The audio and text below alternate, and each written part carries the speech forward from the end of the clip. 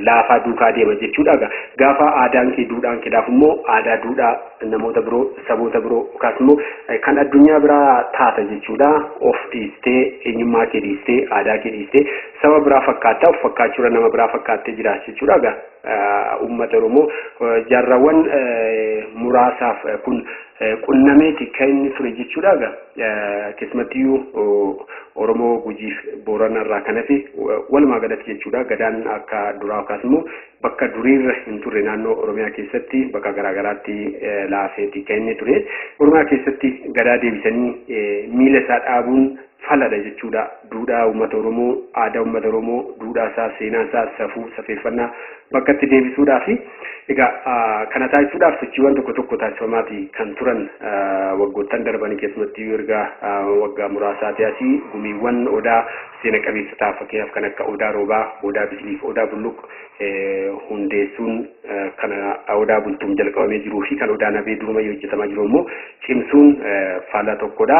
Kanaan alas waa'ee maalummaa sirna gadaa irratti tooftaa garaagaraatiin hawaasa barsiisuun inni kunillee filannoo isa guddaati. Amantii waaqeffannaa wiirtuu tokko irratti beekamtii tokko qabaatuun hojii jalqabame ciminaan itti deemuun fala biraati. Kun immoo gabaabumatti haaromsa aadaa jennee waamuu dandeenya. Sirna gadaa laaffatee jiru cimsuun akkasumas aadaa duudhaa safuu uummata Oromoo duraan sirnoota garaagaraatiin keessumattuu sirna naftanyaa bara bittaa ammeelii keessa uummata kana irratti dhiibbaadhaan humnaan aadaa fi duudhaa saba biraa akka fudhatamu taasise kana iddootti deebisuun waan filannoo qabu miti. Haaromsa kana immoo abbaan hojjechaa jiru keessattuu abbummaan fudhatee kan hojjechaa jiru tokkummaa gumii abbootii gadaa Oromooti. Egaa hawaasa waliin ta'uudhaan jechuudha. Kophaa isaanii osoo hin taane haaromsa aadaa kan akkasittiin deeggarsa gumii abbootii gadaa fi akkasumas uummata Oromoo mara waliin ta'uudhaan bakka itti deebisuun ni danda'ama. Haaromsa aadaa jechuun maal jechuudha? Maalinni aadaan akkamittiin haaromaa waan jiru irratti waliin dudubbachaa tura jechuudha. Egaa aadaan uummata Oromoo keessumatti aadaan akkuma jalqaba kaasne waan hedduu of keessaa qaba.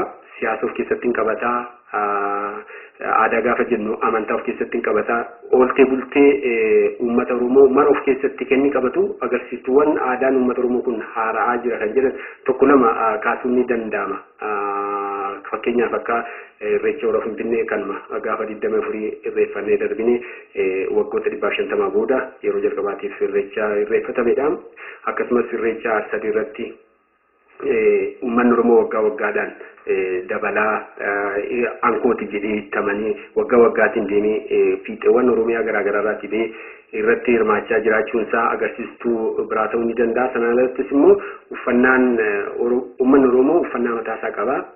Uffata akkaataa ittiin uffatu kaas immoo uffata mataa isaatiin qaba jechuudha. Kanallee ankooti jedhee ittiin boonuu uffata yeroo keessumattuu yeroo ayyaana garaagaraa uffatee ittiin eenyummaa isaa calaqqisiisuu jalqabuun inumaayyuu erga dhiyootii haalaan dabalaa baay'inaan mul'achaa dhufuunsa kunis akka agarsiistuu biraatti kaasuun ni danda'ama. Sanaan alattis immoo dargaggoonni Oromoo duraan eenyummaa isaaniitti qaanaan eenyummaa isaaniitti mataa buusan amma Oromummaa isaaniitti gammachuu qabaachuun aan Oromoodha sabboonummaan Oromoo dabalaa jiraachuun kunis akka agarsiistuu biraatti kaasuun ni danda'ama. Sanaan alattis caasa sirna gadaa keessaa tokko kan ta'e foolleen yeroo garaagaraatti keessumattuu sirnoonni Oromoo yeroo gaggeeffaman akka caasa tokkotti naamusa eegsisuu, nageenya eegsisuu kanneenitti dhimma itti ba'aa jiraachuu, mootummaa illee itti fayyadamaa jiraachuun akka agarsiisu tokkotti kaasuun ni danda'ama waan ta'eef haaromsi aadaa kun eegalamaa jiraachuu isaatiif yookaas immoo haaromsi kun jiraachuu isaatiif kanneen agarsiistuu muraasa haa ta'an malee kanneen biroo maalti jira maal taajjabdanii gadaa haaraan kun akkamitti aadaan kun akkamittiin haaraa deemee immoo haaromsuma aadaa jechuun maal jechuudha waan jirutti keessummoo tokko waliin dudubbachaa kan turu ta'a jechuudha. Mee jalqaba darajii irraati haa eegalu eessaa akka dhufteellee dhaggeeffattoota keenyaaf wal barsiistee aadaan ni haaraa aadaan kun akkamittiin haaressuun ni danda'ama waan jiru sirraatti haa eegallu mee nu eegalu. Tole darajii raggaasaan jedhama barsiisaa amantii waaqeffannaati kanan jiraadhu asuma Adaamaadha jechuudha. Waa'ee jalqaba irratti oduu wanni jedhin dura aadaan akkamitti haaromaa osoo hin jalqabin dura waa'ee aadaa irratti xiqqoo si dubbachuun barbaada. aadaa dhugaa jennu akka jecha tokkoon ibsama malee aadaan muuxannoo jiruuf jireenya hawaasni tokko yeroo dheeraadhaaf kuufate jechaadha. Kuufama beekumsaati. Beekumsa yookaan immoo waan inni ittiin jiraatu jireenya isaatirraa aadaan tokko lafaa ka'eetii miti kan uumamu. Sabni tokko aadaa keenya kan inni qabatuu fi jireenya isaa waan ta'uufi jechaadha. Aadaan kun immoo akkuma reefu jenne aadaan fayyaa namaati. Fayyaan namaatillee aadaadha. Ammas immoo diinagdeen aadaadha. Ammallee immoo siyaasnillee aadaadha. Haalli itti uffatan, haalli ittiin jireenya hawaasummaa waliin jiraatan hundi isaa aadaa keessaa mul'ata. Kanaaf aadaan beekumsa kuufamaa sabni tokko yeroo irraa yerootti kuufatee ittiin fayyadamu jechaadha. Kana jechuun aadaan fayyaadha dhugaa jennee fayyaa nama maal faatu eega? Akkaataa ittiin fayyaa isaanii eeggatan aadaa ofii isaaniitiif muuxannoo haala qilleensaa jiru, haala teessuma lafaa jiru, haala immoo agartee diinagdee naannoo san jiru. Wantoota kanaa fi kana wal fakkaatan tu aadaa ta'ee hawaasa san tajaajila jechuudha. Hawaasni gammoojjii keessa jiraatu uffata akkaataatti uffatu qaba. Hawaasni immoo lafa baddaa yookaan immoo lafa qorraa keessa jiraatu akkaataatti uffatu qaba. Nyaata achitti nyaatu qaba. Haala diinagdee isaa yookaan horsiisuu danda'a yookaan immoo qotuu danda'a yookaan kanniisa horsiisuu danda'a wantoota garaagaraa haala naannoo san jiruun aadaa isaa uummatee ittiin jiraataa jechuudha. Kanaafuu yoo aadaan kun hagana bu'aa qaba jenne yoo hagana bu'aa qaba jenne aadaan waan jabduudha jechuudha. Fayyaa namaa eeguu keessatti aadaan bu'aa qaba dhugaa jennu nyaanni fayyaa namaatiif bu'aa qaba. Nyaanni kun aadaadha. Nyaanni bu'aa qaba yoo fayyaadha bu'aa qaba jennu nyaanni nuti nyaannu akkaataan nuti itti nyaata san qopheeffannu yoo bareedaa ta'e yookaan gaarii ta'e fayyaan keenya ni eegama jechuudha. Ammallee immoo maloota aadaatiin qoricha adda addaa kan itti fayyadamtu jira. Kanaaf aadaa walumaa galatti wantoota baay'ee dubbachuu dandeenya jechuudha. Akka waliigalaatti gara gaafii keessatti hoggaan deebi'u aadaa haaromsuu jechuun maal jechuudha yookaan immoo aadaa kana immoo deebinee gara aadaa keenyatti dhufu durarraa dhufuu keenya yookaan immoo aadaa keenya san sababa adda addaatiin sababa kufaatii siyaasaatiin sababa immoo argitee walitti bu'iinsa garee tokkoo fi garee biraatiin walitti bu'uu uummata kanaatirraa kan ka'e yookaan immoo uummanni biraa uummata kana cunqursuurraa kan ka'e uummanni kun aadaa isaatirraa badee jira. Mee gara sanaatti osoo hin jeen dura uummata Oromoo aadaan keessumatti uummata Oromoo biratti haaromsuun sanarraa eegaluun barbaachisaa uummanni Oromoo ofitti deebi'uu qaba moo ofitti deebi'ee jira? Wanta jira sanarraa eegallee aadaa haaromsuun akkamittiin danda'amaa jirutti dhufnaa bareen barbaachisaa kun uummata Oromootiif kanumarraa eegallu. Amma aadaa isaatti deebi'uun uummata Oromoo hin barbaachisaa dhugaa jenne sirriitti isa barbaachisa. Maaliif dhugaa jenne namni tokko bara Oromoo dhugaa jennu afaan Oromoo qofa dubbachuu miti. Namni afaan Oromoo dubbachuu ni danda'a. Barachuu ni danda'a. Faranjiin tokko dhufee Chaayinaan tokko dhufee afaan Oromoo yoo fedhii qabaate barachuu danda'a. Garuu sirriitti wanni uummata kana ibsu aadaa isaati. Aadaan eenyummaa saba tokkooti. Jireenya saba tokkooti. Akkaataa sabni sun itti walii galu kan isa gargaaru. Walii galuudhaaf kan isa gargaaru aadaadha jechuudha. Walii galtee waliin amma fakkeenyaaf tokkummaan uummata kana ni barbaachisa. Inni tokko ta'uudhaaf aadaa nu barbaachisa. Aadaa keenyatti deebi'uu nu barbaachisa jechuudha. Namni aadaa ofii dhabe adawwiin dhaalama jedhan. Aadaa ofii hoogatan adawwiin dhaalaman. Adawwiin dhaalaman jechuun maal jechuudha? Namuu argitu gara barbaade si harkisaa jechuudha. Namuu barbaadetu faashinii isaa irratti agarsiifataa jechuudha. Namuu barbaade diinagdee isaa irratti dirfatee si hojjisiifataa jechuudha. Kiyya jettee waan agartee ati irratti qabattee jirtu waan hin jirreef namuu dhufe wajjin kaatta. Namuu dhufe wajjin kaatta. Kanaafuu ofii kee dagattaa of taatee jiraachuu hin dandeessu. Nama daldalaafillee nama sirratti daldalata. Ofii keetti daldalachuu hin dandeessu. Beekumsallee beekumsa mataa keetiitiin bu'uurarraa kaatee nama ta'uu hin dandeessu. Kan namaatiin dhaabbattee deemta. Wanni namaa sun immoo akka reefu jenne san bu'uura eenyummaa keetii, bu'uura lafa keetii, bu'uura afaan keetii, bu'uura dinagdee keetii siin qabaatu waan ta'eef aadaatti deebi'uun yookaan immoo aadaa keetiitti deebi'uun dirqamaa jechuudha. Hoo haalli si mijate. Yoo haalli si mijate jechuun fakkeenyaaf akkuma reefatti kaafte uummanni kun aadaa isaa kana jaalateetiin shangate. Yookaan immoo aadaan kiyyaa fokkataadha jedhee miti. Aadaa isaa kana busheessanii aadaa ofii irratti fe'an. Karaa siyaasatiin, karaa dinagdeetiin, karaa amantiitiin, karaa hawaasummaatiin. Wantoota kanaaf kana fakkaatu namni biraa isa irratti fe'ee humnaan odoo hin jaalatin odoo irratti lolu, odoo irratti du'u, odoo irratti hidhamu, odoo irratti reebamu dhabe malee Oromoon jaalatee aadaan kiyya fokkataadha, aadaan kiyya dadhabaadha jee gatii biraan jiru. Kanaaf immoo haalli alama mijaa'ee jiru kana keessatti aadaa isaatti deebi'uun waan filannoo tokko barbaachisu miti jechaadha. Filannoo maatuu qabu. Kanaaf ni barbaachisaa jechuudha. Yes, mee gara lammaatti darba atis of beeksisiiti barbaachisummaa aadaa kana keessumatti iyyuu uummanni Oromoo uummata safuudhaan buluudha, uummata aadaatiin buluudha, aadaa namatti tolu akkasumas immoo aadaa baay'ee gammachiisaa ta'e uummata qabudha. Aadaa isa kanatti deebi'uun hagam uummata Oromootiif uummata aadaa safuudhaan bulu kanaaf hagam tokko barbaachisa. Maqaan kiyya Lammaa Bayguutaman jedhama. Kanan dhufe magaalaa Biraawitti kanan jiraadhu. Hoogganaa kutaa odeeffannoo fi quunnamtii dhaabbata hordoftoota amantii waaqeffannaati. Walumaa galatti aadaa hoggaa jennu sabni aadaa hin qabne tokko mooyyee hedduu hin qabne jechuun uummanni Oromoodha. Hin danda'amu jechuudha. Hin danda'amu. Yoo aadaan keessa harkaa ba'e namni aadaa qabatu sun aadaa qabu sun aadaa keessa harkaa fuudhe sun aadaa isaa ilaalchisuun guyyaa isaa jechuudha. Namni aadaa qabu immoo aadaa isaa san qabu achas dhufa dhaloota isaatirraa jireenya saba isaatirraa qabu sun immoo jireenya isaa keessatti hin dhaalamu jechuudha. Aadaa alagaatiin hin dhaalamu jechuudha.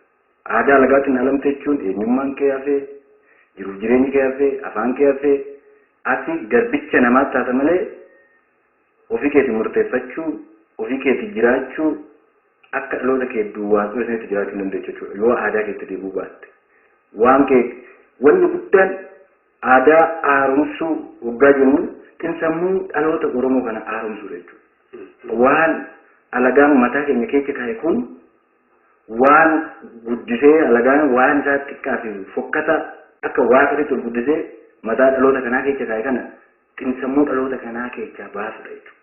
Yoo xinsammuu dhaloota kanaa haaromsine dhaloonni kun of ta'ee akka Oromoo sanitti waan Oromoon qabu waan gurraachi Afrikaa qabu Afrikaanonni gurraachonni warra abbaa biyyaati warra aadaati warra safuu qabu warra duudhaa qabu jedhee dhaloonni kun ofitti amanee ofitti deebi'ee yoo of ta'e aadasaa guutuu lafa jira jechuudha. Oromoon irraa akka namatti malee alagaan aadaa uummata Oromoo sammuu. Oromoodhumaan qabsitee Oromoon qabasaa kana dhibbatee yoo gara aadaa isaatti fuula deebi'ee kana duubaa qoratee beekumsa irratti waan hundaan dhaloota isaa kana kallattii hundaan nama dhuunfatee hanga sabaatitti yoo irratti hojjete uummanni Oromoo yeroo gabaabdutti ofitti deebi'a. Waggaa ofitti deebi'ee mataa isaa haaromse karaa siyaasa dinagdee hawaasummaa akka duraanitti duursuu ni danda'a jechuudha. Saba guddaadha. Saba biyya guddoo qabu, saba aadaa guddaa qabu, saba duudhaa guddaa qabu, saba dhala namaa jedhee dhala namaatiif gatii kennee heerri isaa hundi, aadaa isaa hundi, jaalalli isaa hundi, safuu isaa hundi dhala namaa jedhee bu'uura waan qabuuf addunyaa kana gubbaarratti qaamni hundi yoo Oromoon beekee addunyaatti agarsiise addunyaan kan harkaa buuseessitu harkaa tuffattu hin jiru jechuudha. Waan sirni bittuu nafxanyaan nu goote san yoo ofitti deebinee waan isin keenya nutti fakkeessitu san dinnee akkuma afaan keenyan baranne akkuma agartee qubeedhaan barannee dhaloonni qeerroon kun dhaloonni qubee kun barnoota kanaan bilchaate ofitti deebi'aa dhufe jechuudha. Yoo akkasumatti immoo akkuma afaan isaatiin barate kan barnoonni duudhaa warra abbaa Oromoodhaa duratti sun maal fakkaata jedhee isa gaafa barate sabuu fi duudhaa fi aadaa isaa gaafa barate immoo sirriitti dhaloota ibsataa ta'a. Walta'iinsa jaalala akka sabaatitti saba tokkicha ta'uu isaatii fi gurraacha Afrikaa ta'uu isaatti amanee waa bishii utubaa Afrikaatu ta'uu hin danda'a jechuudha. Kan biyya kanaatii fi kan saba Oromoo ta'uu danda'a jechuudha. Dhaloonni Oromoo kun beekumsa qabuun, duudhaa qabuun, bal'ina qabuu fi guddina qabuun jechuudha. Kanaafuu warri aadaa keenya gaaf balleessee dhaloota keenya addaan bittinneessee galma tokko gaaddisa tokko bittinsee bakka adda addaatti akka qircaatti qircate kun Oromoon nu lachi nutis aadaa qabna, nutis afaan qabna, nutis seenaa qabna, nutis duudhaa qabna jedhee waggaa ofitti deebi'ee xiinsammuu isaa haaromse lafti kinooti fardi kinooti yeroo gabaabduu keessatti dursummaa keessatti hin deebina. kuni yaada akka mariif dhiyaatu don taane sirumaa'u filannoo miti Oromoodhaaf ofitti deebi'uun gadaatu gahe. Kanaaf dhaloonni keenya of ta'ee ofitti amanee walitti amanee dhaloota isaatiif waardiyaa ta'uu qaba, biyya isaatiif waardiyaa ta'uu qaba. Ofitti deebi'uu hoggaa jennu karaa siyaasatiinis, karaa dinagdeetiinis, karaa hawaasummaatiinis jiruuf jireenya uummata Oromoo kaleessi achi dhufte sanitti dhaloonni kun fuula deebi'ee gootummaa Oromoo kalee, arjummaa Oromoo kalee, gammummaa fi beekumsa Oromoo kalee san gonfatee Oromoo sana mataa ol qabate sana addunyaa irratti mataa daraa ol qabuu qaba, mataa ol qabachuu qaban jedhe jechuudha. Hayyee kabajamtoota dhaggeeffattoota keenya kan mari'achaa jirru qophii qeerrummaa irratti haaromsa aadaadha. Haaromsa aadaa gaafa jennu ofitti deebi'uu, eenyummaa ofii, duudhaa ofii ganamaatti deebi'uu irratti kan mari'achaa jirru istuudiyootti keessummoota feerrachuudhaani karaa boodaatti keessummoota karaa toora bilbilaa feerrannus ni qabaanna. Isinis yaada keessan nuuf qooduu hin dagatina. Karaa boodaa irratti isinittis yeroo itti seentanii irratti hirmaattan ni jiraata jechuudha. Karaa toora gabaabaa 8330 yaada keessan nuuf qoodaa nu waliin turaa jenna. Egaa mee keessumattiyyuu uummanni Oromoo aadaan isaa sirna gita bittootaatiin aadaa isaa gaafa jennu sirni gadaa erga cabee safuun isaa duudhaan isaa ooltee bultee isaa jiruuf jireenyi isaa duudhaa ganamaa akka duraanii sana geggeeffachaa turre laaffateeti kan inni jiru. Egaa laaffateeti jira gaafa jennu nama hundaatu duudhaa isaa aadaa isaa dagatee duudhaa saba biraa yookaas immoo aadaaf safuu saba biraa hordofe jechuudha. Baannillee keessumattuu dhaloonni as dhiyoo duudhaa isa ganamaa akka namoota sirna duraanii yookaan namoota duraaniitti aadaa isaa sirriitti beekee safuu isaa sirriitti beekee ittiin jiraatee beekuuf ittiin jiraachuun si garaagara. Aadaa kee beektee ittiin jiraachuu fi beektee of keessatti qabattee jiraachuun garaagara. Isa beektu kana deebitee immoo ittiin jiraachuunis beekumsa biraati. Mee uummanni Oromoo kun aadaan isaa cabee ittiin jiraachuu dadhabuu isaatiin safuu isaa duudhaa isaa gatuu isaatiin maal miidhan? Isa kana lamman keessanuu gabaabinaan irratti yaada nuuf kennaati gara dhimma biraatti seenaa darajjii irraa eegala. Dhuguma akkuma dura jenne dhimmi aadaa ofiitti deebi'uu dhabuudhaan uummanni kun maal dhabe, aadaa isaas irraa kufuudhaan uummanni kun maal dhabe waan jiru irratti inni ijoon aadaa ofiit irraa kufuudha wanni dhabe uummanni kun aayidooloojii isaa yookaan immoo ilaalcha isaatu jala jijjiirame akka Oromootitti ilaaluu dadhabe jechuudha. Ilaalcha mataa sabni tokko ilaalcha mataa isaa qaba. Ilaalchi sabni kun qabu kun akka sabni kun walii galu isa godha. Ilaalchi nama maal irraa madda? Beekumsa irraa madda. Beekumsa irraa maddaa jechaadha. Beekumsa irraa madda ogaa jennu beekumsi kun maalidha? Beekumsi kun beekumsa ati akkaataatti wal kabajuu keetii irratti ammallee immoo argitee gaaddisa tokko jala teechee waliin deemuu keetii irratti wal ta'uu keetii irratti tolme darajjeetti deebisaa bakkuma amma dhaabbattee irraa kaatee keessummaan toora bilbilaa irra seeneetti kan jiru daadhiin toora qilleensaa irra seenee jira karaa bilbilaa. Hello. Nagaa ooltanii? Nageenyi badhaadha ollee ooltanii? Nagaa fayyaa tole baga nagaan karaa raadiyoo BN bilbila irraa nuuf dhuftan. Leel. Ayyee galatoomaa isiniin jenna. Kan irratti mari'achaa jirru waa'ee haaromsa aadaa irratti aadaa haaromsuu gaafa jennu aadaa ofiitti deebi'uu, eenyummaa ofiitti deebi'uu, duudhaa ofii, safuu ofii kan duraanii sanatti deebi'uu waan jiru irratti mari'achaa kan jirru. Mee isin of beeksisaatu dhimma kana irratti waan nuun jettan? Ayyee daadhii dabarsee gadaatiin jedhama. Ummata hordoftoota amantii waaqeffannaa giddugala lixaa itti aanaa hojii gaggeessaati. Akkasumattis miseensa galma Naqamteeti. Irra hedduu egaa dhaabbatichi akka jaarmayaatti walitti dhufanii of ta'uudhaaf sochii qeerroon dargaggoonni Oromoo taasisan manguddoo wajjin qindaa'uudhaan gara waggoota ja'aatti olii dhimmuma kanarratti irra caalaa yeroo jireenya keenyaa anniisaa fi waan xiyyeeffannaa kanarra turre jechuu barbaadetan. Ayyee gaamee dhimma ofiitti deebi'uu aadaa ofiitti deebi'uu kana wal qabatee uummanni Oromoo erga sirni gadaasaa laaffatee kaasee duudhaasaa ganamaa aadaasaa ganamaa akka barbaadetti geggeeffachaa turre. Mee kun agam uummata Oromoo miidheera silaati bakka amma jira moo agam miidheera kun walii galatu? Kuni miidhaa namni sabni aadaa dhabe yookaan keessattuu immoo uummanni Oromoo miidhame jecha gabaabaan ibsuun nama dhiba. Miidhaa guddaa turre ga'e. Kanatti maalirraa ka'eetanii seenaa daawwitiidha. Seenaa keessatti dhalli namaa of laala. Beekumsa uummanni Oromoodhaa gaafa hin cabin qabu. Beekumsa gadaadhaa san gaafa asfuunee laallu baay'ee sanuun dadhabne nama jechisiisa. San dabree rakkootu mudatee rakkoon tuni bifa adda addaa qabdi.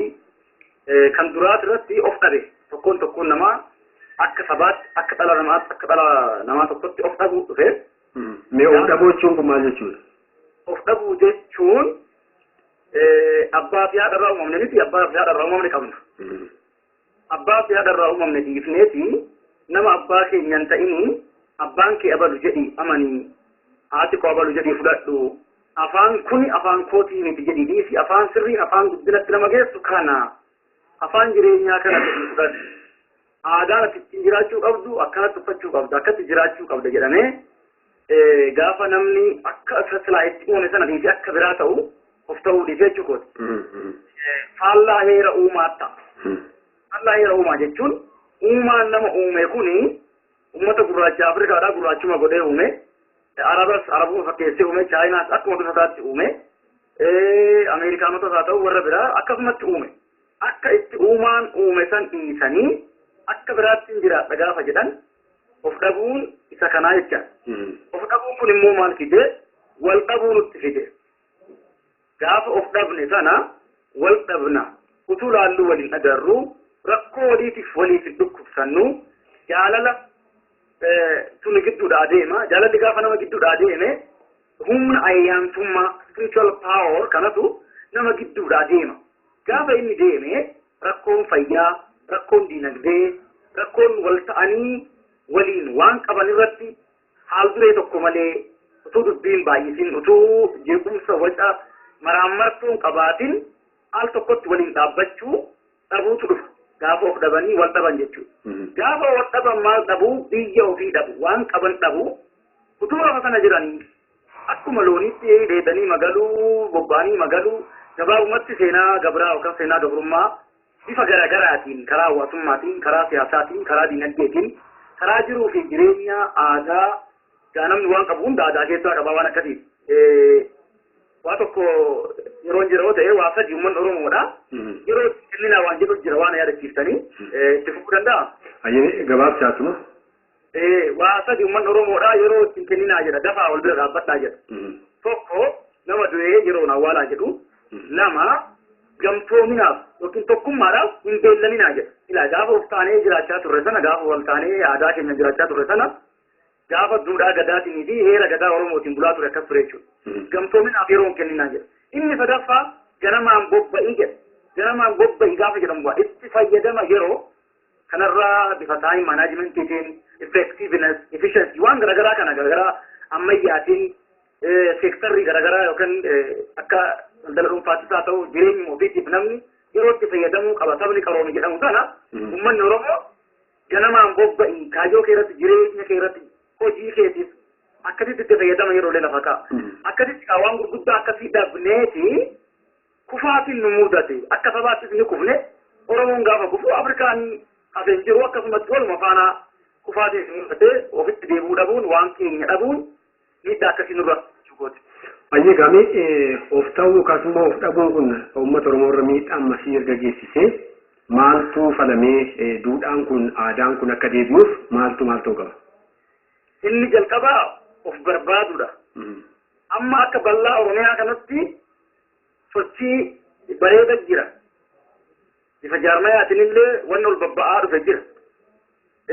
Akka biyyattiitti illee jirama akka biyyattiitti dhufee egaa argaa jirru bu'aa bahiin fedhee mudatullee of barbaacha keessaa dhufe ilaa consciousness waan jedhamtu jira afaan Ingiliziitti dammaqina. Dammaqinatu jira. Of barbaaduun furmaata haaraa fiduudha. Rakkoo tokko hundeerraa rakkoo maal jedhan uummanni Oromoodha muka qoricha baala argan muka baalli qoricha hiddan gaafatan jedha. Kan muka baala argan hiddan gaafatan. Akkasanii rakkoo itti jiru egaa argine rakkoo kana immoo hiddaan buqqisuudhaaf bakka irraa rakkoo sun mudate beeku. Wanti kun hanga tokko yeroo fudhachuu danda'a. Garuu jarjaree fardarraa bu'ee lafa fiiguu akka namichi jedhe san akka nu mudanne waan ormaa waan alagaa yookaan waan biraatiin ka'uu dura of ta'uu barbaachisaa. Aadaa ofii, duudhaa ofii, seenaa ofii, eenyummaa ofii karaa barnoota idileeffameetiin barachuu maanguddoota iddoo jiranii warra gaaddisa oolaa ture gaafa dardarummaa isaanii isaanis waan baraniin namuu bakka jiru dirqama abaluuti qooda abaluuti otoo hin jedhin ifa jaarmaa yaadame isaa ta'u akka nama dhuunfaatti of barbaadu of ta'uun barbaachisaadha. Adeemsi kun maalitti nu fida? Sararri barnoota of ta'uudhaa barachuu kuni duudhaa Oromoon ganama qabu gaafa gadaadhaan jiraatu akkam ture seenaa keenya yeroo baay'ee jaarraa 16ffaadhaaf waa baay'eetu nutti lallaaqama. Isuma ammoo warra seenaa Oromooti kun kan jedhu jira ganamni garii jaarraa 16ffaa duras akkam akka turre gadi qabanii bilchinaan sirriitti waan san keessa ammoo duudhaalee fudhatamanii irratti jiraachuu qabnu. Beekumsi amala namaa sirre amalli namaa kuni barsiifata ta'ee aadaa qabnu sanaan akka jiraannu nu godha. Kanaaf kanatti gaafa deebinee akkasitti tarkaanfannu utuu nuti ofirratti hin beekini sochuma keenyatti fufnaa kaayyooma keenyatti fufnaa wal ta'iinsi cimaan tokko wal ta'uun gabbachaa dhufu.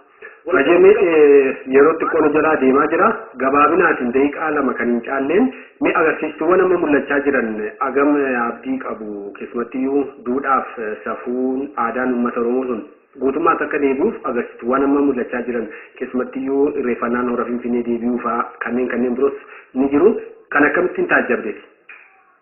Ani akka waan haamilee isa tokkotti hin taajjabe haamilee jechuun humna qalbii namaatiin ayyaantummaa namaatiin wal qabata Oromoon of jaalachuun ofitti boonu ila gaafa of dhabanii haamilee dhabuutu nama mudata. Haamilee dhabuun sun cabiinsa fida. Amma immoo haamilee godhachuun gammaduun akkasitti waan bareedaadha. Gama biraatiin sochii dargaggoonni lafa hedduutti iddoo hedduutti dargaggoonni Oromoodha shaarran Oromoodha akkasumas jiraattonni uummata Oromoo irra hedduun daa'imman booddaan dhufaa jiran keessattuu amma galmoota amantii waaqeffannaa jedhamee karaa beekamtii qaama seerummaa qabuu fi barnootaa fi waaltawa idileeffameen wiirtuu tokkoon hooggansa wal geggeessu dhufaa jiru fi mul'achaa jiru babal'achaa deemuunsa kuni dargaggoonni kun itti guddachaa deemu. Gama biraatiin beekumsa ganamaa beekumsa waaraa isa rakkoodhaaf furmaata waaraa kennuun ijaaramaa jira. Kun immoo fayyaa keenyaaf, dinagdee keenyaaf, jireenya wal jala yaa'uu wal geggeessuu keenyaaf safuu fi duudhaa keenya waan nu jiraachisu waan ta'eef kuni haala nafsiisaadha. Eenyumtuuf barbaadaa jiraachuun Oromoo qofa osoo hin ta'in immoo olloota keenyarraa fakkeenyaaf irreecha barana irratti saboonni olloota keenyaa hedduun ijoollee dhaloota kuushis olloonni kunis hirmaachuun kun duudhaa wal kabajuuf wal jaalachuu kun dabalaa waan dhufeef Oromoon darbee uummata Afrikaa kaanis biyya keenyaarraa Somaaliyaarraa Sudaanirraa akkasitti deemuun kun dambaliin kun akka inni addunyaa kana tasgabbeessee duudhaa gadaatiin jiraannu dhibbarraa dhibbatti akkan abdadhuu fi akkan itti amanu na taasisa jechaadha. Qaama waan sanii ta'uudhaan isaanii fi dirqama irraa eegamuu fi itti gaafatamummaan qabu ta'uudhaaf akkasumas irratti wal ijaaruu irratti wal barsiisuu irratti waan argamuu fi baay'ee nama boonsa. Gara miidiyaatiin uwwisa argachaa dhufuun kunis abdii tokko jechaadha. Amma sabaa himaa guddaadha gaa OBN akkasitti kanaaf waltajjii kennuun kana affeeraa dhufuun egeretti immoo waan gurguddaa baratamu waan gurguddaa barsiifamu hayyoota nuti lolleessisanii jira. Akkasitti waa kurfeessaa ofuun kun lafa qabsiisaa deema hundeerraa jijjiiramaa fi jireenya waaraa saba kanaafis miti kan Afrikaatu dabalatee addunyaadhaaf nageenyaaf sabatiinsa waaraa tokko akka inni fiduu fi tasgabbiif jireenya abdachiisaa akkasumatti akka inni fiduun abdadhaa jechuu kooti walii galatti. Toora bilbilaa keenya irratti argamtee beekumsa qabdurraatii dhaggeeffattoota keenyaaf waan qooddeef guddaa galatoom. Ayyee isinillee yeroo nu kennitanii nu dubbisuu keessaniif ulfaadhaa warra of ta'ee wal ta'ee waan isaarratti abbaa ta'u hunduma keenyaa nu taasisuun jedha waaqni abbaa Oromoo. Ayyee galatoom ulfaadha. Ayyeegaa darajamee kan jalqabnee jirrutti haa deebinu Oromoon aadaaf duudhaan isaa jalaa cabuun isaatiin maal miidhamee waan jiru turre sanarraa ta'e nutti nufuuf. Daadhiin illee waan baay'ee jira. isarratti jechaadha. Oromoon aadaa isaa dhabuudhaan duudhaa isaa dhabuudhaan maal dhabee yoggaa jennu akkuma jalqaba ibsuudhaaf yaalle namni aadaa isaa dhabe adawwiin alamaa koo jenne sanii diinagdee isaa dhabe hawaasummaa isaa dhabe tokkummaa isaa dhabe akka jirtutti biyya isaatti illee dhabe jechuudha manni biyya ofii qabullee dhabe jechuudha. Kana jechuun maali namni nama aadaa isaa qabutu wal ta'a. Nama aadaa qabutu wal kabaja. Nama aadaa qabutu tokkummaa illee waliin tokkooma jechuudha. Yoo aadaan qabaanne aadaa namaa yoo qabaatte aadaan namaa yoo akkasitti fe'amu taate gara nama sanii harkifatta malee gara harkifachuu hin dandeessu. Nama san fakkaachuudhaaf carraaqqee yeroo hundaa wanni ati gootu nama aadaa asirratti fe'atan gammachiisuudhaaf diinagdeen ati funaantullee nama sanii harkaan gahuudhaaf hawaasummaan keetillee gara isaatitti harkifataa jechaadha. Kanaaf jecha aadaa ofii dhabuun akkuma jirutti jireenya ofii kan waliigalaa dhabuu akka ta'etti jechuudha kan ilaalamu irra jireessatti immoo kama daadhiin ibsisanitti guufaa jechuudha. Mee lammaas immoo aadaa kana akkamittiin yookaas immoo duudhaa cabee kana aadaa safuu sabeeffannaa laaffate kana akkamittiin haaromsuun danda'ama? Akkamittiin iddoo isaa duraanitti sadarkaa duraan irra jirutti deebisuun danda'ama? Baay'ee gaariidha. Walumaa galatti beektee uummanni Oromoo aadaa isaa dhabuudhaan, duudhaa isaa dhabuudhaan, gadaa isaa dhabuudhaan akka dura obboleeyyan kee jedhasanii maal dhabe yoggaa jennu ofuma dhabe jechuudha. Ofuu dhabeetti haadha abbaa isaatti dhiisee, saba isaatti dhiisee namaaf qotee galchuu dirqame jechuudha. Waan ofii qabu san hunda dhiisee akka namni akka loonii mooratti naqatee bobbaasee galfatee ilmatee irra dhugeessee uummanni Oromoo akka uummanni Oromoo ta'e himanii fixuu hin danda'amtu.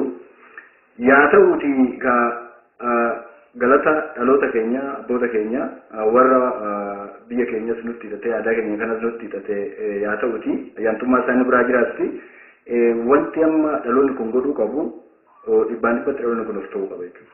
Of ta'uu qaba. Qixa jiruun of ta'uu qaba. Nama tokko hanga saba kanaatti of ta'uu qaba. Inni daldal of ta'ee akka Oromoo ta'etti diinagdee Oromoo kalee ittiin diinagdeedha jedhee beeku sanitti xiyyeeffatee diinagdeen Oromoo kalee maali? Uummanni Oromoo kalee qabaatadha. Dhabaa miti. Warra milkiiti. Amma akka milkii dhabne malee turatti milkii qaba jedhee diinagdeen ofitti deebi'ee afaaniin agartee karaa kaawwanni nama gammachiisu ammallee jiraatullee akka saba Oromootitti afaan keenyan barachuun afaan keenyan hojjechuun sabboonummaa Oromoo walta'iinsa Oromoo akka fide kana qixa waliigalaati. Aadaan keenya sun namuu aadaa kiyya duudhaa kiyya afaan kiyya jechuu odoo hin taane duudhaa san takka lama jedhee barachuu qaba. Takka lama jedhee barachuu qaba. Fakkeenyaaf sochii Oromiyaa keessatti garuu hojjetan amma karaa kufaatiin Oromoo tokko jenne karaa amantiiti.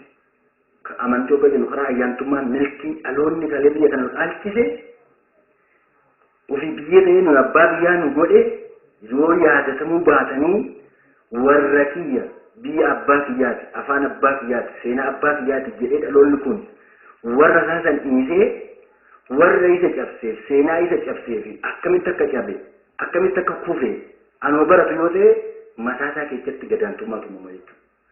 Akkatti warri keenya didee ofii biyya ta'e isin dhaloonni kun abbaa biyyaa boruun taatu jedhee gootummaa fi arjummaa uummata Oromoo san tokko jedhee dhaloonni kun barachuu qaba jechuudha. Fakkeenyaaf beekumsa uummata Oromoo waggaa jedhu heera gadaa Oromoo takka jennee lama jennee barachuu qabna jechuudha. Heerri gadaa Oromoon akkamitti diinagdee irratti gadaa keessatti diinagdee isaa maal fakkaata? Heerri diinagdee ittiin eegu maal fakkaata? Hawaasummaa ittiin eegu maal fakkaata? Safuusaa ittiin eeggatu maal fakkaata? Cubburraa akkamitti wal eegee rakkoorraa akkamitti wal eegee isa dhabe akkamitti jaaree isa rakkate akkamitti rakkoodhaa baasee uummanni Oromoo akka sabaatitti wal utubee qixa tokkoon garaagarummaa bal'aadhaan odoo hin taane garaagarummaa bal'isee ilaalcha tokkoon fuulleffannoo tokkoon akkamitti akka jiraataa ture sanitti dhaloota kana deebisuudhaaf hojjechuun ijaaramuun barbaachisaadha. Fakkeenyaaf yeroo warra nama gammachiisu Oromoon dhabee bu'aa ture keessa immoo irreecha warra Finfinnee amma namoonni kaasan dubbatu.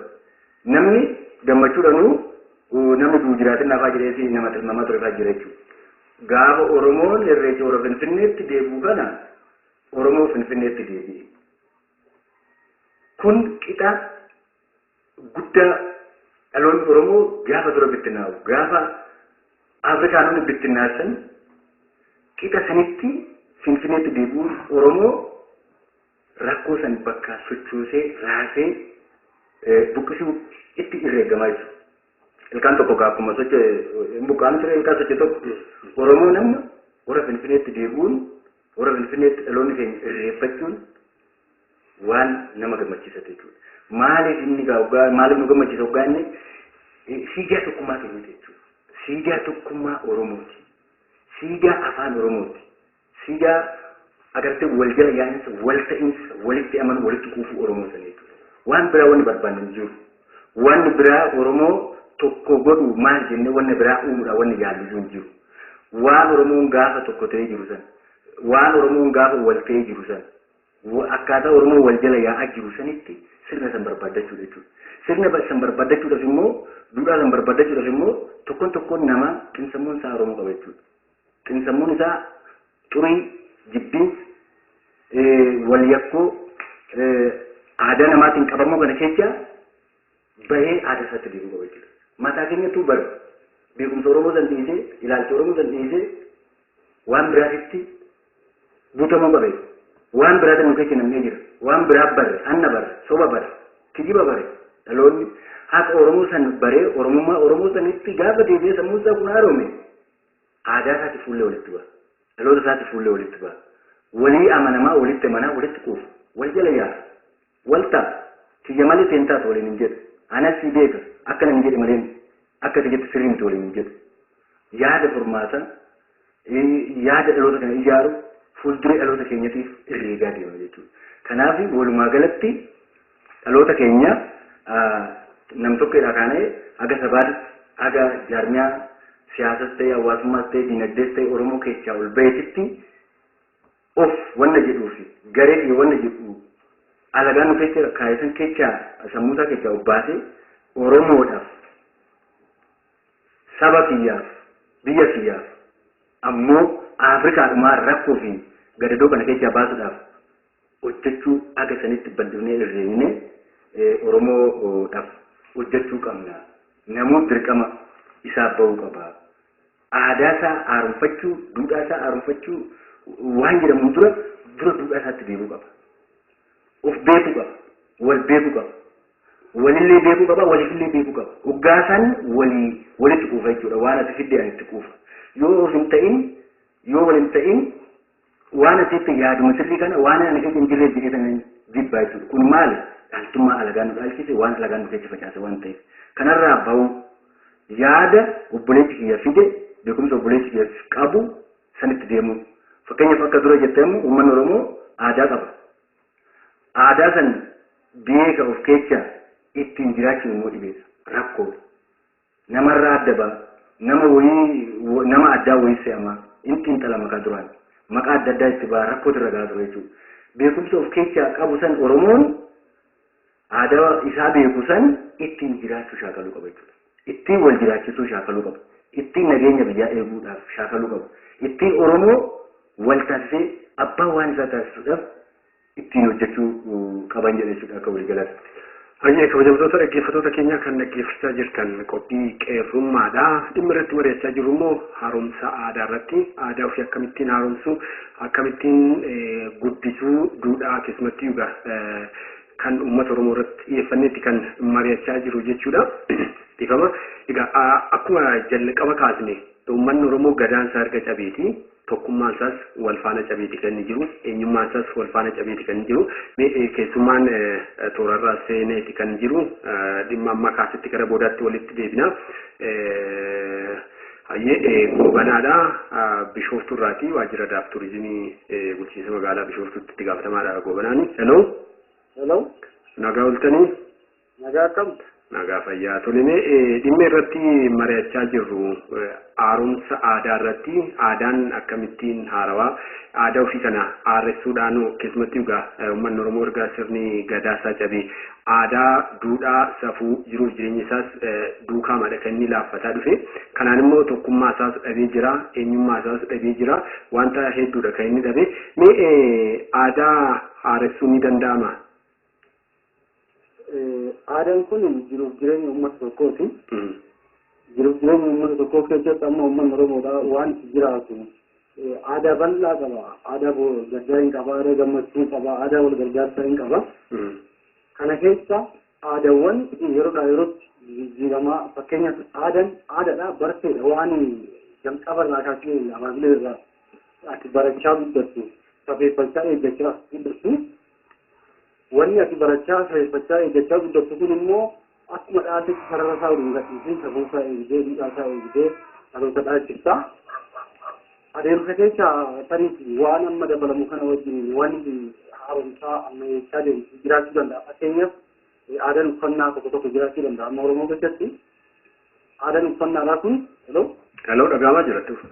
Aadaan uffannaadhaa kun yeroodhaa yerootti akkuma agartu oduu baay'ee warreen isaatii orijinaalii isaatii gadhiishin akkaataan fooyya'aa jijjiiramaa akka nama hawwatutti sirreeffamuu jiraataa kanarraa kanatti garuu fakkeenyaaf aadaan boo'ichaa kan jiru aadaan gammachuu aadaan fuudhaa heerumaa aadaan wal gargaarsaa aadaa bal'aa jiru kun kan jijjiiramee jiran fakkeenyaaf namni gaafa du'u akka Oromootti akka Oromootti namni maatii garaagaraa tokko gaddasaa akkamitti nama immoo namni gaabii isaa ta'u nama rakkina biraatiinis sababa adda addaatiin miidhame isaa ta'u akkamitti gargaarama. Kuni aadaadha waan ta'eef aadichi amma hafuuruma kaneetti akka Oromoon gaddisiisan sanatti ibsita malee har'a waan irraa jijjiirtuu qabdu waan eeggatamuu qabu jira jechaadha achirratti. Hello. Nagaame. Ayyeetti fufa.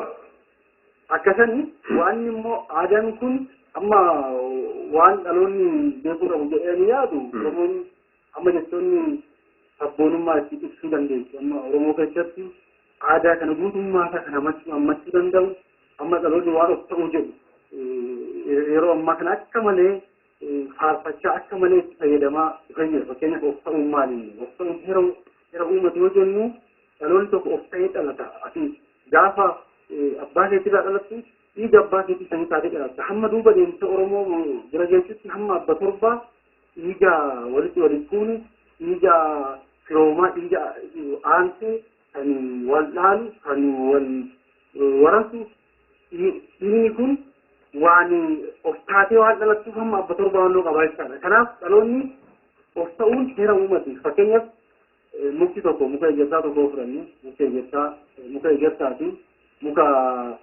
waddees yookaan immoo doddotti yookaan waan biraa ta'ee biqiluu hin danda'u. Uumamni of ta'ee uumamuu jechaadha. Oduu jajallatii oduu waan biraan ta'e aadaan uummata kanaatiif akkaataa ganama dubbisanitti akkuma amma dubbachaa turte waan baay'ee jallata waan baay'ee taashee lataa dhufee jira. Maaliif sirnoota amma gaggeeffamaa turanii wal qabsiisee rakkina akkasii gaaga'amni akkasii aadaa keenyarra ga'ee jira.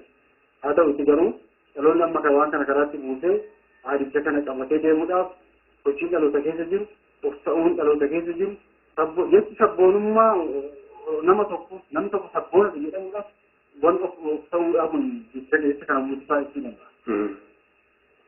Namni Tole yeroon keenyas gabaabduu waan taateef gabaabsaati uummanni Oromoo sirni gadaasaa erga cabeetii aadaa fi duudhaansaa akkuma jalqaba kaasee laaffataa dhufeera. Kun immoo tokkummaansaa akka laafuu jiruuf jireenyi isaa akka laafuu taasisuu keessatti qooda mataasaa ba'ateeti kan jiru. Waajjiraaleen aadaa fi turizimii keessumattiyyuu dhimma ergamni isaanii inni ijoon aadaa duudhaa fi uummata beeksisuu guddisuudha. Kana gochuu keessatti maaltu isaanirraa eegama? Maal gochuu qabu? Duudhaa ganamaa kanatti uummanni akka deebi'uuf aadaa isaa ganamaa kan akka leellisuuf akka guddisuuf waajjiraalee aadaa fi turizimii naannoo Oromiyaa keessa jiran an keessan dabalatee maaltu irraa eegama? Egaa gadaan sirbi gadaa Oromoon jiruuf jireenya isaa guutuu waan lafa kanarratti uumame argachuu qabu hundaa gaaddisa gadaa jalatti argata. Gaaddisni gadaa kun immoo akkuma beekamu yeroo ammaa kana sababa adda addaatiin sirnoota darbanii dhiibbaan adda addaa irra gahee gadaan saree kan isaan irra gahee reefu immoo bakka deebi'ee ijaarurra jira. Yeroo of ijaaru kana immoo orijinaalitti isaan argachuu baachuu dandeenya baay'inaan. Maaliifin waan Oromoo kana waggaa ijaartu of eeggannoo barbaachisa. Amma waajjiraalee aadaa fi turizimiidhaan tokko uummata naannoo magaalaa jiran kana. Uummanni naannoo magaalaa jiran kun waan amma yeroo dhiyoodhaaf uummata gadiitti dhufe kana illee dhiifamanii jiru.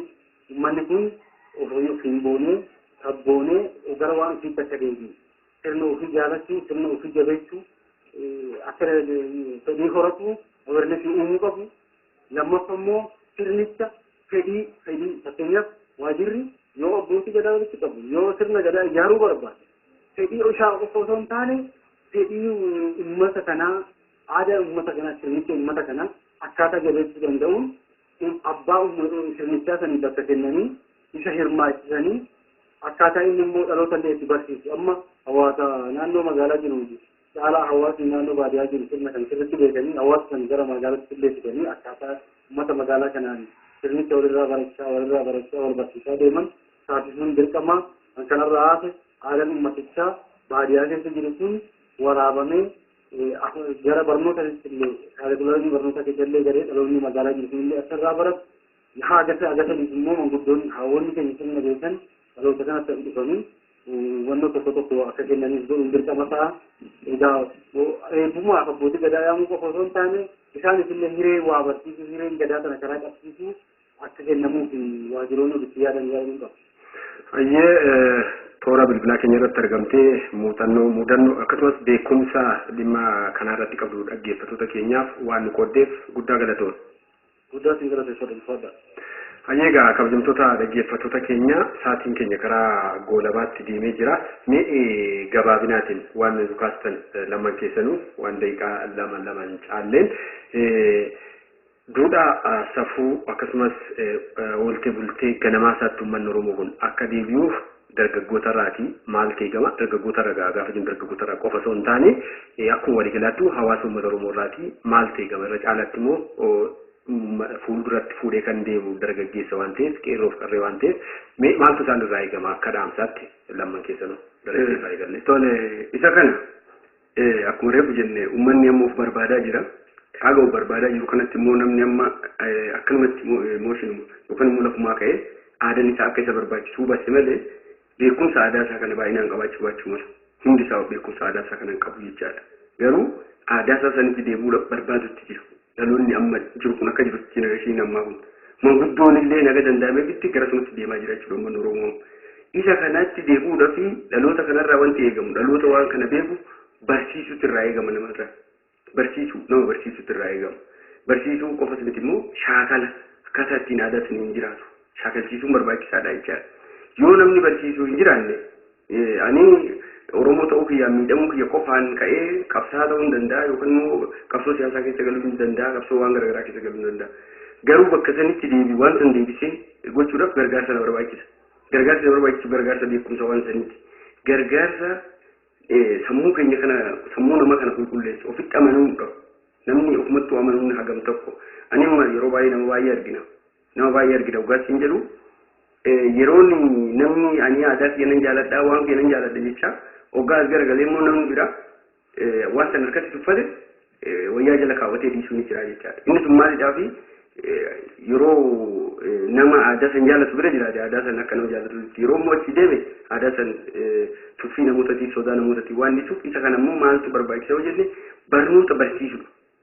Qaamni shan ta'e tokko yookaan immoo dhaabbata ta'ee jiru tokko jiraachuu qabu waan kana kan barsiisu. Namoonni dhuunfaadhaan waan kanarratti bobba'anii orgaanaayizii ta'anii waan kana barsiisan jiraachuu qabu. Dhaloonni immoo har'a of barbaaduuf ka'e kunis akkuma of barbaaduu ka'e sanatti of barbaaduu san dhaabuu hin qabu. Itti fufee deemuudha qabu.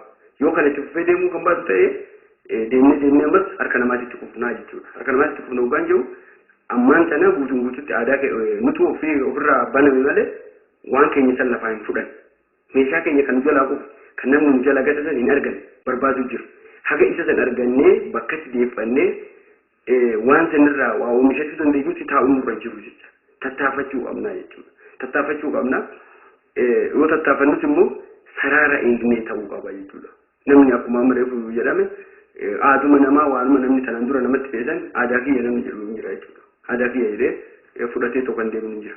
Inni sun sababa aadaan namaa nurra tureefi jechaadha. Kanaaf dhaloota of barbaadaa jiru kana kan barbaachisu inni ijoon isaa barnoota barsiifamuudha qaba nan dhaamu. Aynee dhumarratti fakkeenyaaf amma yeroo gadaa Oromoo keessa amma waan tokko dubbate soddomummaan ba'aan jedhamu jira jechuudha. Amma fakkeenyaaf kan jechuummaa jechuudha hoggaan jedhee kudhan oobsii, kudhan dhoksii, kudhan gorsii waan jedhamu jira jechuudha. Oromoon deebi'ee waan isaa kanatti galuudhaaf waan isaa kanan jiraachuudhaaf soddomummaan ba'aa kan eeggachuu qaba jechuudha. Waliifis nama isatti makamee jiruuf illee jechuudha. Maaliif oobsuu qabdaati dhaloota keetiif. Maaliif ati waan gaarii ol fuute inni fi waan namaa isitti ol fuudha waan ta'eef. Maal takka nu godhu hoggaa jennu immoo sirni nurra ture kana takka nu godhu waan ta'eef. Nama ati silmi irraan qoda jettuutu si dhiita waan ta'eef soddomummaan ba'aa kun yeroo hundayyuu mataa keessa jiraachuu qaba jechuudha. Walii oobsuun, walii dhoksuun, wal gorsuun waan kan hunda walitti qabannee hawaasa nutti makamee akka nuti waliin kaane dugda keenyarraa bu'uu didee wal jenne nurraa konkolaatee waan kufuu yaadda'u kanallee akka yaaddoo keessaa bahuudhaaf oobsaa fi walii dhoksaa wal taanee wal jala yaanee wal dhageenyee karaa amantiitiin haa ta'u karaa siyaasaatiin haa ta'u karaa dinagdee haa ta'u lafee keenyatti amanuu qabna jechuudha. Oromoo ta'uu keenyatti amannee Oromoo ta'uu keenyan dhabamne waan ta'eef Oromoo ta'uu keenyan kaanas waan ta'eef waan biraa jigannee lafee keenyatti Oromoo ta'uu keenya qofatti amannee kutaa odoo hin jenne amantii odoo hin jenne siyaasa kamillee odoo hin jenne Oromoo ta'uu keenyan alagaan biyya nu nyaachisee Oromoo ta'uu keenya qofaan abbaa biyya keenyaa tana waan ta'eef Oromummaa keenya san caala dhugaan nu gidduu jiru waan hin jirreef dhugaan nu gidduu jiru Oromoo ta'uu keenya waan ta'eef isatti deebinee akka sabaatti yaannee gadaan keenyas an Oromooti kan gosaa miti kan gandaa miti kan kutaa miti Oromoon gadaa jennaan gadaa Oromoo jedhama malee waan gadaa alagaan nu diigee bakka bakkatti namu ka waanuma qabatetti rarra'ee hafe kan odoon taane beekumsa gadaa san halkan guyyaa irratti hojjennee barannee hiree amma argame dhiiga dhalootatiin dhufe kana eenyummaa keenya jijjiirama fiduu aadaa keenya irratti jijjiirama fiduu dinagdee keenya irratti jijjiirama fiduu waa hundaanuu jijjiirama fiduu amma waan ta'eef beellama hin qabannu arruma itti hojjechuu qabna karaa hundaanuu jedha dhaloonni keenya kan hoggaaf ta'e wal ta'e abbaa biyyaa isaa ta'uun abbaa waan isaa ta'uun guyyaadha waan ta'e walumaa galatti ulfaatan jedhe.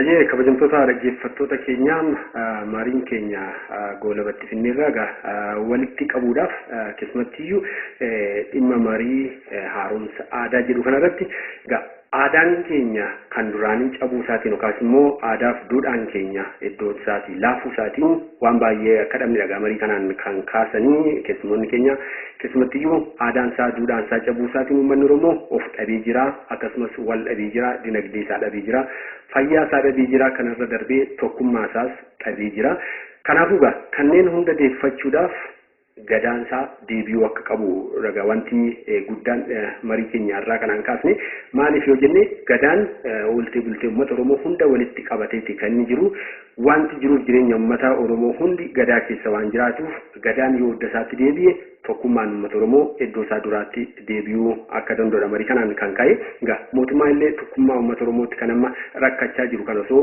gadaan iddoo isaatti deebi'e salphumaa uummanni Oromoo tokkoomuu ni danda'a uummata Oromoo hunda walitti hidhuu ni danda'a kanaafuu hundi keenyayyuu gadaa bakka isaatti deebisuudhaaf waliin taane haa hojjennuun dhaamsa keenyadha egaa keessummoonni asitti affeerranii hanga ammaatti waliin turan Darajjii Raggaasaa Lammaa Bayii akkasumas egaa karaa toora bilbilaa toora irratti argamuudhaan kanneen nu waliin haasaa turtan hunda keessaniinuu galatoomaa isiniin jenna isin keessummeessaas waliin kan ture Tamasgeen Hundarraati gammadaa fi Ahmed Dhugumaa Teeknikaatiin nu waliin turaniyyuu hunda isaaniitiin galatoomaa jechaa qophiileen OBN birootti fufuu galatoomaa.